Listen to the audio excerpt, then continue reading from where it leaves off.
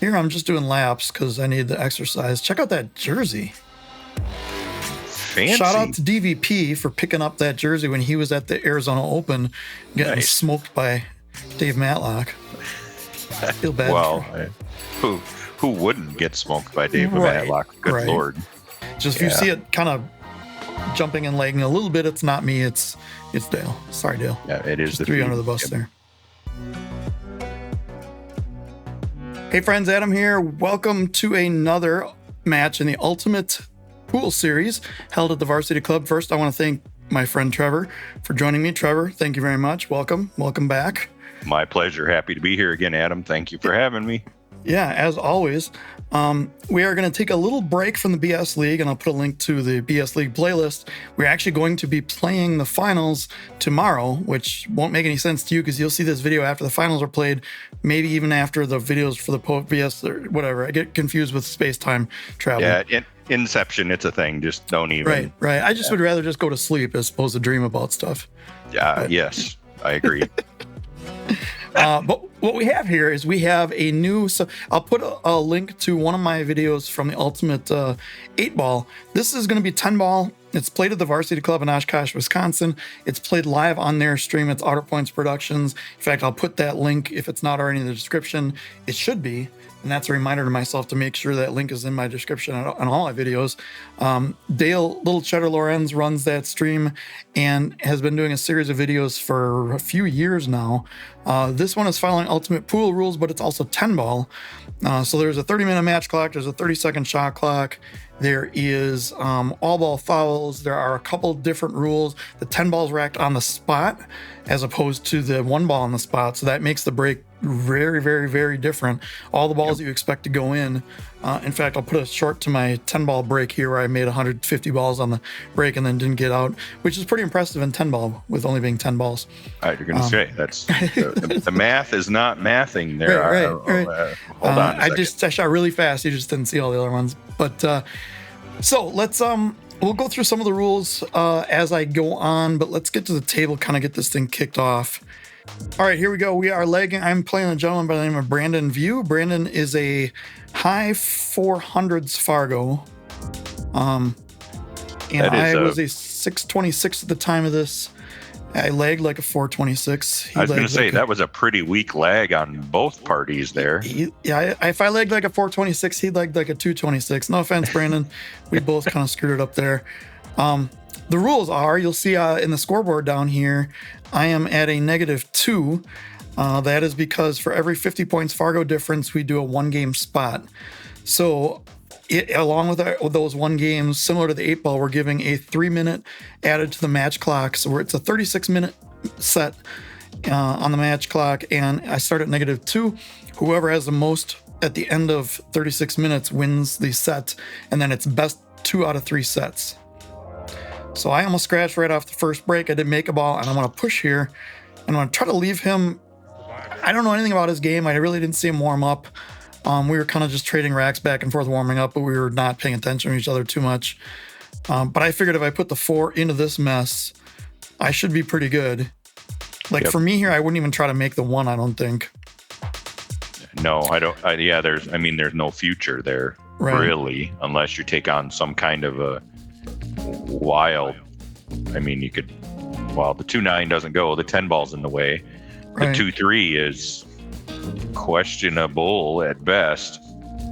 Yeah. And I don't know exactly what his play is like, but look at this shot. I was going to say the only other option is some kind of a safe, and that's not a bad one. And this 9 went in the way of all of the lanes here. I cannot hit this ball. I cannot hit the 2. One of the rules in this is there's no jumping. So I'm just going to come out and open my account in this match with a miss. A long rail miss. Okay. All right. Oh, and you opened everything up even more. Right. And the only real issue right now is this 4-ball. Yeah. Just in that it doesn't go past the 8. It does go past here. It does go in both sides once the 2 and 3 are gone. Yep. But giving your opponent ball in hand is probably not a good way to start. Yep. And I mean it. Although it's a small area to control the cue ball in, it should be fairly controlled cue ball movements to go from the 2 to the 3 to the 4. I certainly wouldn't have rolled that far forward. Right. This was Brandon's first time playing with a shot clock. Okay. He has played on stream before. I don't know if he's played on this stream, but he played at the Mad Apple stream. They had their nights, matches, Jester night matches. He said he won like 8 weeks in a row, which is nice. This is a great shot.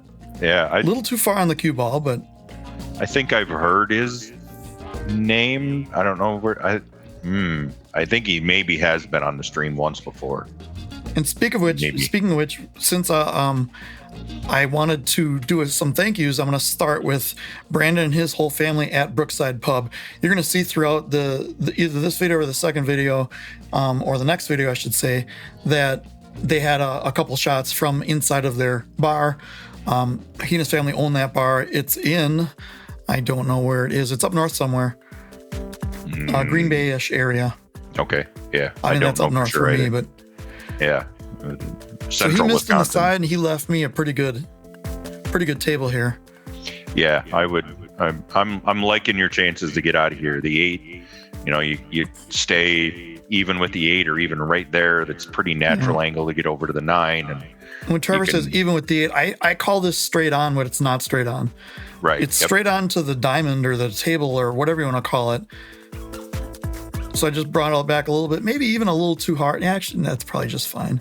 Yeah, just a tiny bit too far, but that just means you have less outside spin you need to put on it. It'll send the ball wider automatically from the angle. Right. So.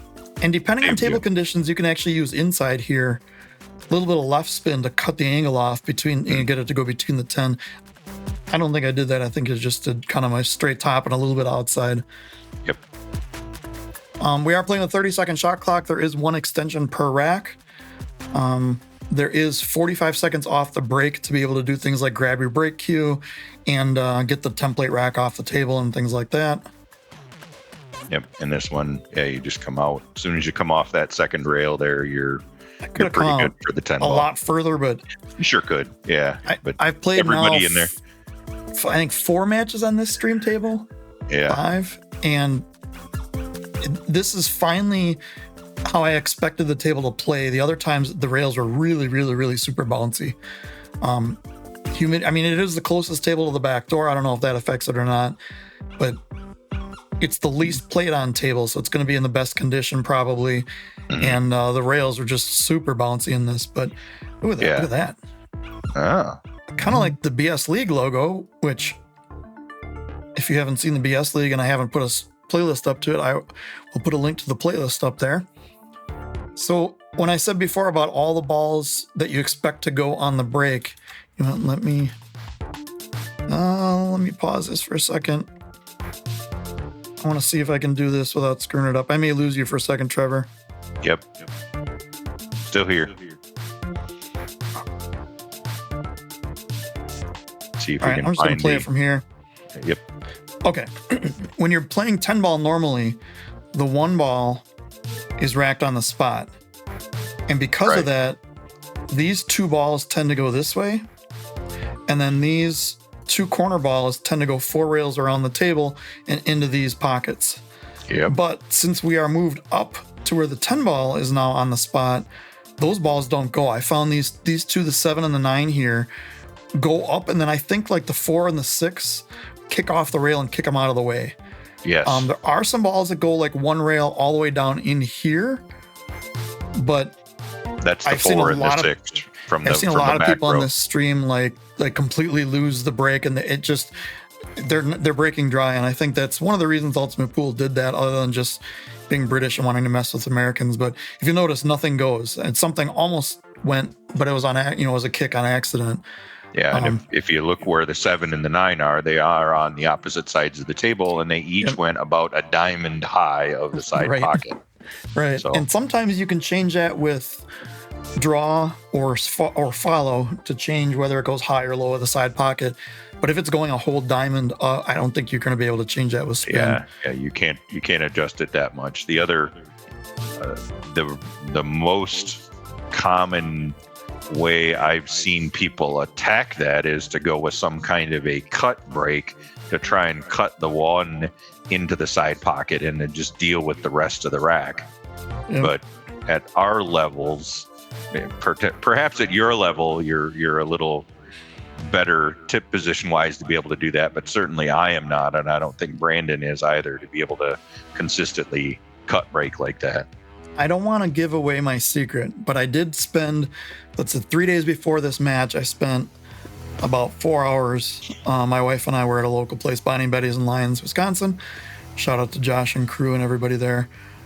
And I spent hours on the break, and I figured it out. And I'm not going to give my secrets away until maybe later, but yes, you'll be able to see it is a cut break, but it's nothing like the WNT 9-ball cut break. Right. Completely different break than that. Yep. So I got really straight on this 3-ball. So I had to force it to this side of the pocket and put the cue ball into the 4, hoping I had a shot. Yeah, and you did. That worked out about as well as you could hope, because now you can give yourself a little angle for the 5 to easily come out for the 6. The problem is this 6 looks like it goes here. Yeah. These pockets are tight. I wouldn't trust it to go there on this table. No. Yeah, the corners are 4 1/4. The sides are probably 4 3/4, but sometimes they seem like they're 2 1/8 when the balls are 2 1/4. Right. And from that angle, it's a smaller pocket anyways. You're really only able to use about half of the pocket. Right. And the angle of the facing on the back side of that side pocket makes it so they don't want to fall in unless you just dead slow roll it, which right. I mean, yeah, is no good from the 6 to the 7. So I did try to leave for the combo, but I clipped the 8 a little bit, which I did not mean to. My whole plan was just to play the 6-9 combo, get here, but because I didn't, I just am going to play safe here. Yep. No, I think that's the smart money play there, is to just play safe, and you left him close enough to the 9 that the jump is kind of not an option. Well, there is no jump. Another rule in Ultimate Pool. Oh, that's right. No jumps here. Yeah, so Ultimate Pool. And you can't even jump with a playing cue or a break cue. There are no jumping at all. Yeah, cue ball leaves the table, it's a foul. Right. Of any kind. Somebody asked if you hit it's not possible here. Let's say he was able to hit the ball into the rail and jump the cue ball over the 9. Yeah. They think that might be legal, but I've tried that shot on my past, and I think I have a better chance of knocking myself out, hitting myself in the head with the ball, than I would actually jumping it. I'd say I've seen people try it as well. I'm not sure if it is. I thought the rule was if the cue ball jumps off the table at all as a result of a stroke, that it is a foul. I think you are correct. Yeah. But it didn't come up at all. Right. Right. There were a couple spots in this getting this into match. The weeds. Yeah, a couple spots in the match I could have used a jump, but here I'm just doing laps because I need the exercise. Check out that jersey. Fancy. Shout out to DVP for picking up that jersey when he was at the Arizona Open, getting smoked by Dave Matlock. I feel bad. Well, who wouldn't get smoked by Dave Matlock? Good Lord. So that's weird. I have gone out of my way in my pool life to avoid playing the short side on the 7. Because it's so much easier having the cue ball anywhere out here than it is being a little bit off. Yep. I got really good here because all I have to do is stun over and avoid the 9. Yep. Yeah, and it's a pretty natural stun. You can hit it towards the side pocket, but I'm okay. Nice. You can hit it with enough speed, or a slow enough speed, that it'll wobble into the pocket like you did if you don't catch it dead clean. So get better. Pocket that cleaner. Just saying. Oh yeah, yeah. Well, just wait. Because this one I have to cheat. I have to really cheat the pocket on this one. I have to play it off the rail just to get an angle on the 9, and I do that on purpose. But I hit the rail about here. Yeah. So I'm a little surprised that went in on this table. But that's a dangerous game to play on this table. But you got perfect, because same thing here. You can pocket this one clean now, and just with a little draw, you can come right back into that. Oh, you know what? I'm going forward on this. Oh. Okay.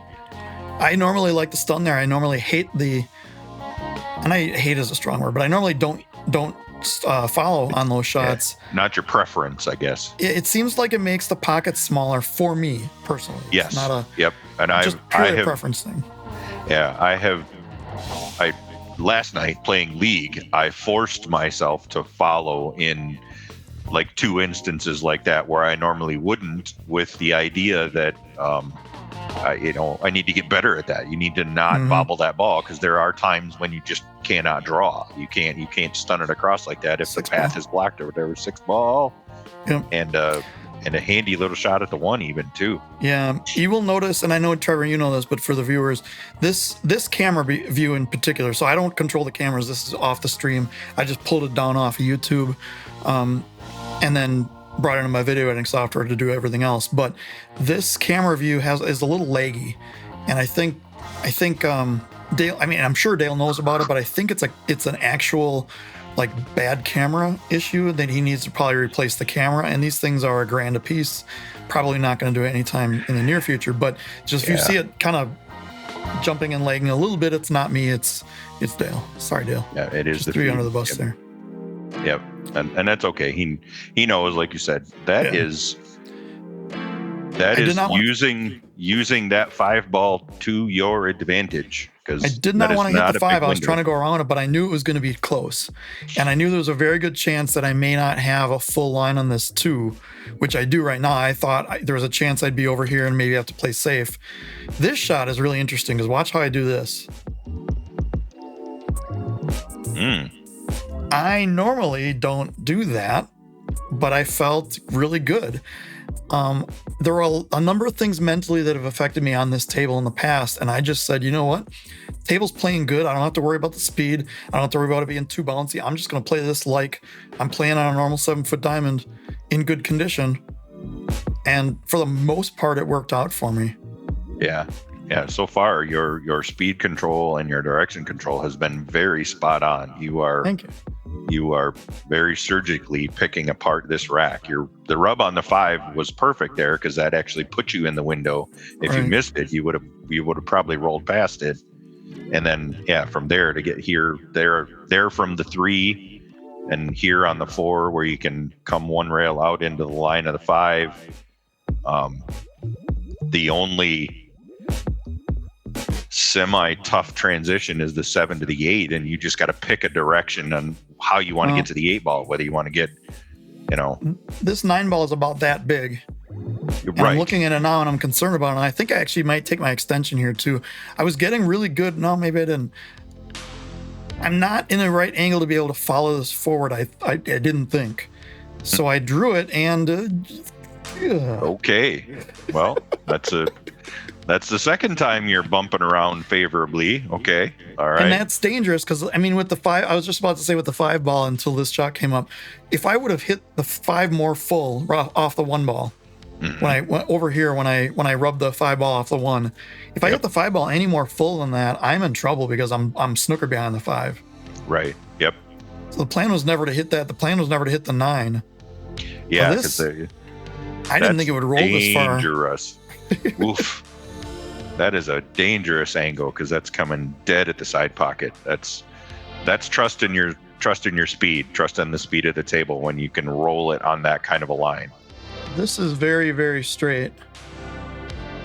I didn't feel comfortable jacking up and drawing because the cue ball is going to go this way. It's a little off straight. Right. So I decided I'm going to let my stroke out here, and that's why I took the extra time. I took the extension. I truly believe you should never get out of a rack without using your extension unless you're under a time crunch of the match clock. But I played those inside and hit the crap out of it. You got all of that one. That was a really realistically, good. I wanted to be somewhere around here. Yeah. Yep. And that goes into what I was trying to do with playing high on those is you focus on making sure you follow through. You get through the ball, you follow through the ball, and that you get more out of that high English without having to go so high when you have a good follow through. Here's a cool shot. That one showed really good. I figured you would do that. The 2 railer, even though it comes across the line of the 10, it's a shot that you've mentioned before, and that is if you're comfortable with it, it's easier to control that speed than it is to control the speed going one rail up and down the table straight.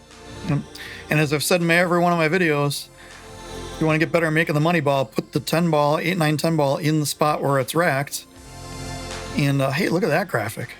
Wow. And so that was a break and run, which I wasn't expecting this early in the match, but not that I expect them or don't expect them at any time, but no, and again, 10 ball on this table, break and run is nothing to sneeze at, because 10 ball break is not easy. As you can see, he hit the ball square there, and just nothing even scared a pocket. What am I doing here? Am I pushing? I'm almost positive I'm pushing, because I don't think I have this line.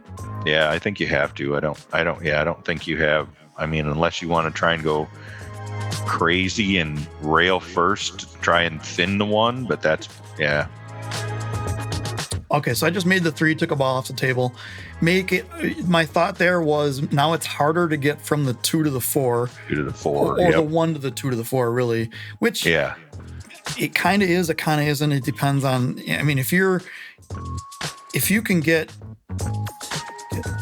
sorry for that, Mark. If you can get here-ish or here on the 2, then it's natural to float for the 4.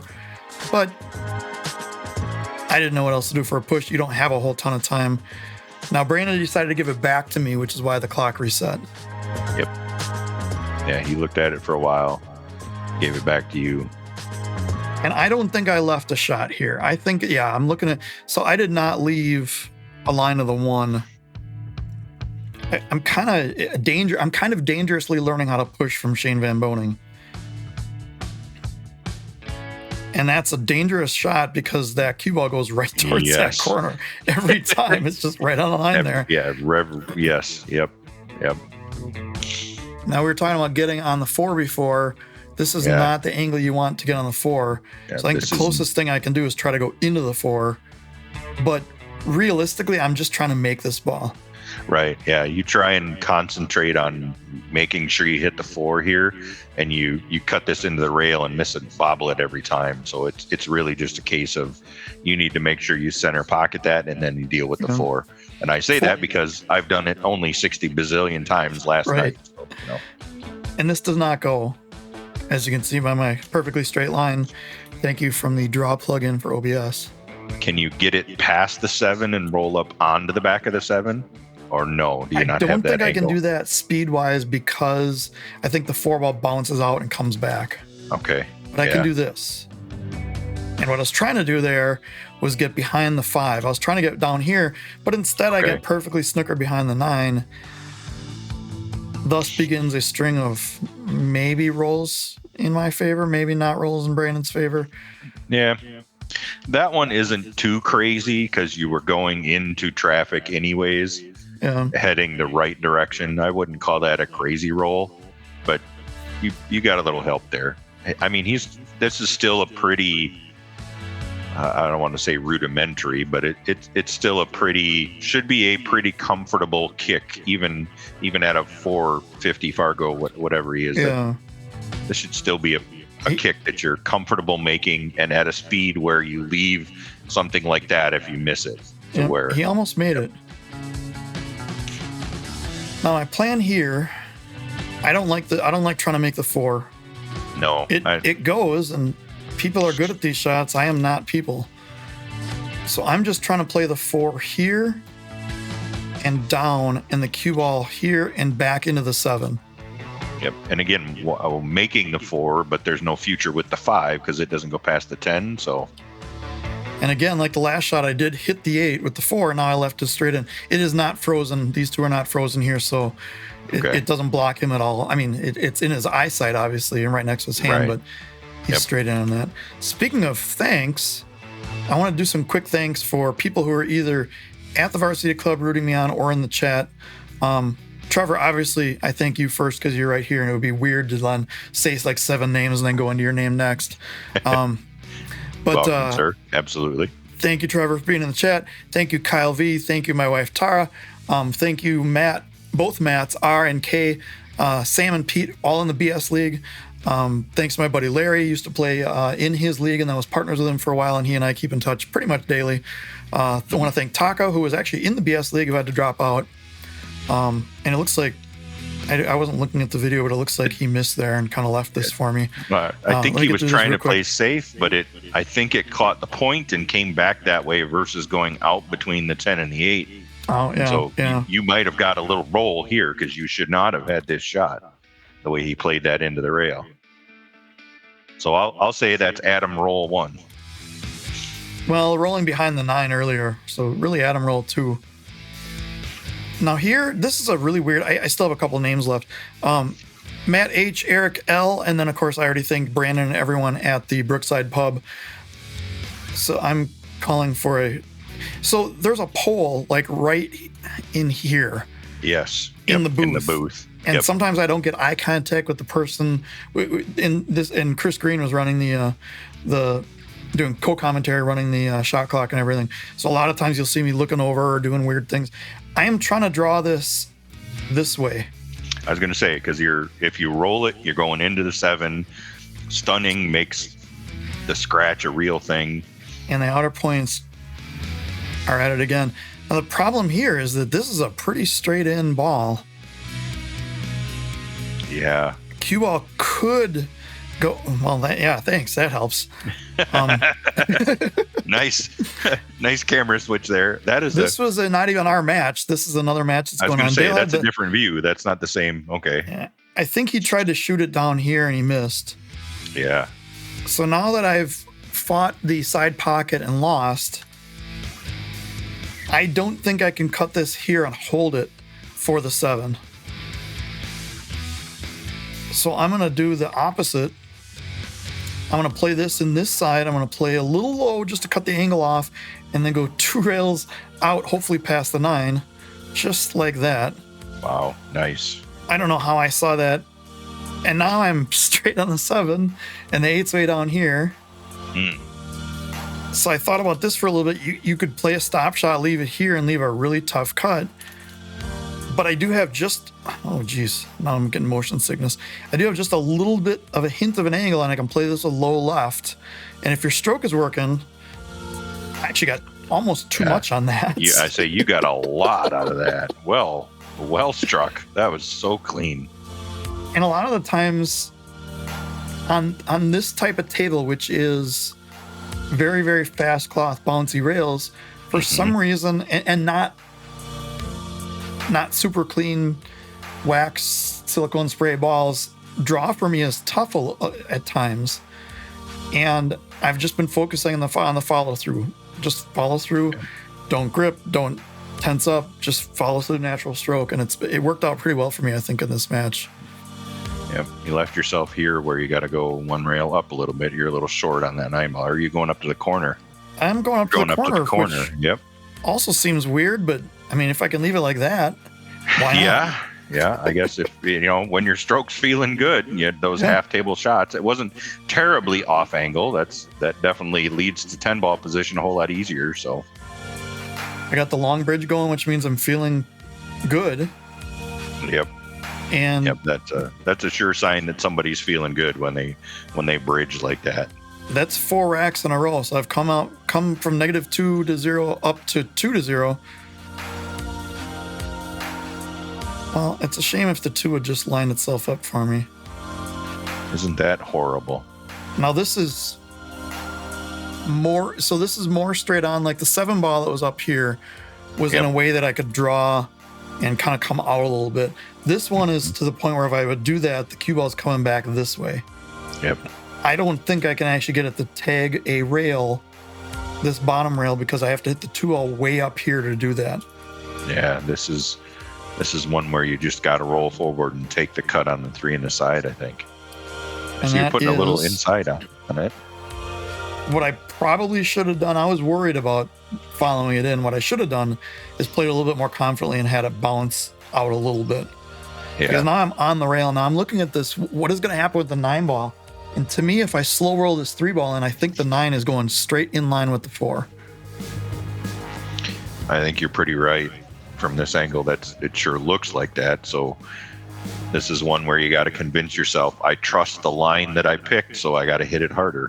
Which I did, but I didn't trust the pocket. You didn't trust the pocket, yeah. All the trust in the world down the drain. And again, I mean, that's miss number 2 in that pocket. Now, I did have the really good make with the 2-rail position in that pocket in between them, but that is the second miss in this pocket. Yeah. Yeah, the pockets on this table are rough. They're not super friendly. And it's super fast cloth, but it's not new cloth, which... it's a whoa, boy. Yeah, speaking of super fast cloth. I remember in the chair. Now this was like, what day is it today? The 18th, 17th? This was a full 2 weeks ago. I thought he was snookered, and I was kind of amazed when he just full table nailed it in. It was a great shot, Brandon. That was, I don't know if there's not a lot of people that I know that can make that shot. Pardon me. Yeah, that was a heck of a shot off the rail, full table, almost dead straight. That's when you know you're trusting your swing and you hit it straight. Now here's a problem. We don't want to look at you, Dale. Dale does this a lot. Some kind of so that was an issue with the 7 here and the cue ball here is how to get a leave on the 8. Right. He really needed to try to draw it all the way back, or he needed more angle on it. He's trying to cut it here, this is super dangerous. Yes. You can scratch both pockets are alive, and of course it just now. If he would have made the 8, I would have forced him. I have the option to make him play again. If he would have made the 8 up here, yes. And I'm pretty sure based on the angle of the 9 and the 10, I would have made him shoot it. I would sure think so. Hang on, pause. Okay. This may seem really easy because it's like just play the 8, get on the 9, and then get back on the 10. Mm-hmm. What I was worried about is on these shots, I have a tendency to underhit them, where I wind up here, in which case it's a back cut, or I try to bring them up a little bit and I get and I don't have my straight line tool. I get perfectly straight and it's so I wanted to purposely play this in and come off out and make sure I was above the line. So if I get some real straight lines here, I wanted to be on this side of this pocket line and not this side. Yep. Because of that, and the bouncy rails, and the fact that I felt really confident, I just hit the bejesus out of it. Yeah, and that's a good thought. That's recognizing your own tendencies, but then you caught that a lot thicker than you wanted to so that it kicked more towards the center of the table off the rail. And then had you cut that thin as you wanted to, you'd be down a diamond past the side pocket. Shooting thicker to the pocket, thinner to the pocket. So Dale is now messing with my wife Tara over here. Oh yes, and I remember. Isn't showing this shot. I actually went after this cut, but I knew if I missed it, I would probably not leave him a shot because I missed it. Either way, you missed it, pro or amateur side. So unfortunately, I don't have this shot. But needless to say, I missed it because I got up. Brandon's shooting. What Dale's trying to do is he's trying to, because my wife Tara has her earbuds in.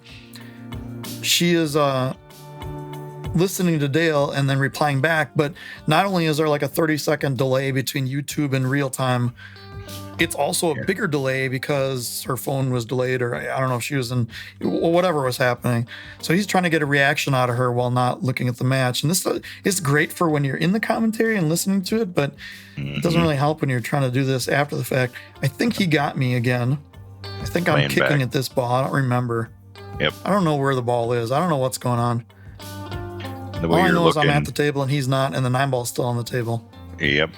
We both use our extension. When these, on both scoreboards, when these go red, that means we've used our extension. When they're green, it means we have them. Looks like I'm doing something. Pretty good form. Something happened. There's a 9 and there's a cue ball, so I didn't do it great. No. By the way, if you want to learn how to shoot like that, see the link above for my shooting system video, which actually is done. There you go. It's blown up. 3,500 views as of today. Yep. No, that was good stuff. I've watched it. That's well explained. So he missed and left me just about perfect. Yeah. And I mean, this is...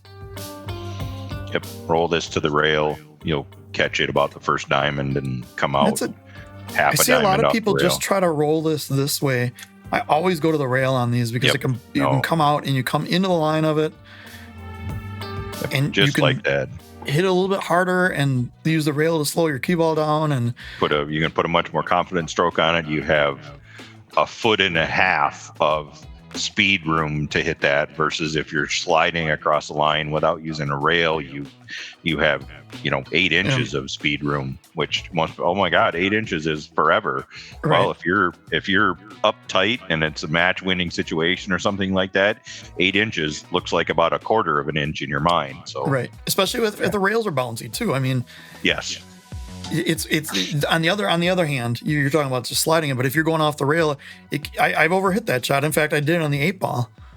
But now we have 6 minutes left. Oh, sorry, go ahead.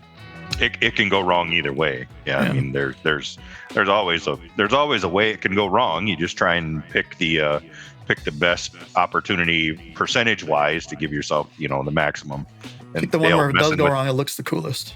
Yeah, Dale messing with Tara again. Yep. I'm almost positive I played safe there, but I don't know how and I don't know where. So we'll just assume that I played the best safety ever. Right. You left him on the rail, and the one ball is obviously in the middle of the top rail. Yeah. That's pretty good. Yeah. So the cue ball was in the corner, and the one ball was about here. And I just played the one rail and I locked him on the 5. So that was actually planned 100%. There was no Adam roll there. He is never going to hit this. He's trying to masse it, but it's really tough to get that much curve on it at that speed. No, that's... But what else do you have? I mean, there's... Almost felt bad for him there. I almost just a little... Almost, yeah. Almost. Just a tiny little... Yeah, okay. But the problem he has here is in this format, it's the time. So once 5 minutes runs out, whoever's ahead wins. In previous matches, I've seen people now take all 30 seconds of every single shot, and I think that hurts them in future sets because it takes them out of the rhythm. So, granted, I did take I'm on ball in hand. I did take my extension here, but I'm not slowing down my shooting at all. Yeah, I wouldn't.